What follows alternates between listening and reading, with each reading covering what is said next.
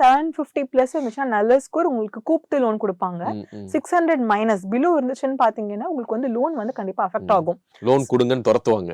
ஆமா கண்டிப்பா உங்களுக்கு ஃபோன் பண்ணி லோன் வாங்கிக்கிறீங்களா நம்மள கேட்பாங்க. சிபில் நல்லா இருந்துச்சுன்னா லோன் குடுக்குறோம்னு சொல்லுவாங்க. சிபில் நல்லா இல்லனா கொடுத்த லோனை எப்ப தருவ அப்படின்னு துரத்துவாங்க. ஆமா கரெக்ட். ஏன்னா வந்து நீங்க வந்து ஆல்ரெடி உங்க ட்ராக் ரெக்கார்ட் பாத்துருப்பாங்க. இவன் ஒழுங்கா கட்டுவான், இவனுக்கு கரெக்டா கூப்பிட்டு லோன் கொடுத்தா கரெக்டா கட்டிடுவான் அப்படிங்கிற ஒரு பாயிண்ட்னால உங்களை கூப்பிட்டு வந்து லோன் கொடுப்பாங்க. சிபில் ஸ்கோர் ஏன் அவ்வளோ இம்பார்ட்டன்ட்? அதை வச்சு ஏன் ஒரு பீப்புளை வந்து ஜட்ஜ் பண்றாங்க?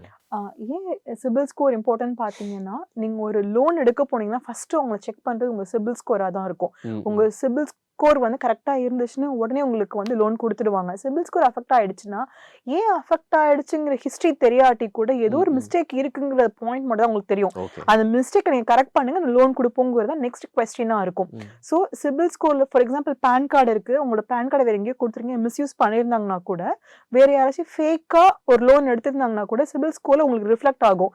இது வரைக்கும் கரெக்டா மெயின்டைன் பண்ணிட்டு இருந்தோமே, ஏன் திடீர்னு வந்து பேன் கார்டுல ஏன் லோன் வந்து டிஃபால்ட் ஆகுதுன்னு பாத்தீங்கன்னா உங்க பேன் கார்டு மிஸ்யூஸ் ஆயிருக்கும்.